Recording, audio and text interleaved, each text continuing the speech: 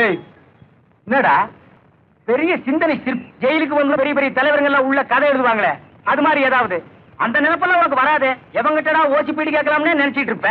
கலப்படுறான் வாட வந்த பிறகு போட்டா போகுது. அவன் தலையிலையா போயிந்தா கோபாலா உங்களுக்கு ஒரு புண்ணி. உங்க 2 பேருக்கு விடுதலை. அந்த ஜெயிலரியா வீடுக்கு போய் சொல்லிட்டு போறப்படுங்க. விடுதலை எந்த தலையில சொல்லி அடே என்னையா அது முன்னெச்சரிக்கை எதுவும் சொல்லாம திடீர்னு விடுதலைங்கிறீங்க. இப்படி திருத்துப்புன்னு சொன்னா நாங்க எங்க போறது? நீ சொல்லிவிட்ட சாதாரணமா விடுதலைன்னு வெளியில போய் பார்த்தா தானையா தெரியும். இங்கேயாவது ஜெயில்ல யார் யாரு என்னென்ன செய்யறாங்கன்னு சாயப்படி தெரியும். வெளியில எவன் என்னென்ன செய்வான்னு தெரியாதே. பாவம் உங்க கஷ்டம் எனக்கு புரியுது. விடுதலை ஆகிறத பத்தி ஒண்ணு இல்ல. வெளியில அதே கட்சி தான் ஆளுதா இல்ல கவுத்தானுங்களா அதெல்லாம் எனக்கு தெரியாது. அது சரி உங்களுக்கு எப்படி தெரியும்? பாவம் நீங்களும் எங்களோடய இருக்கீங்க. நாம வர்றதுக்கு முன்னாடி அவர் இங்க இருக்காருல்ல. ஆனா ஒண்ணு வெளியில ஒரே குழப்பமா இருக்கிறதா. இந்த நேரத்திலயா எங்களை வெளியில அனுப்புறீங்க? இந்த பாவம் உங்களை சும்மா விடுமா? என்ன பண்றது?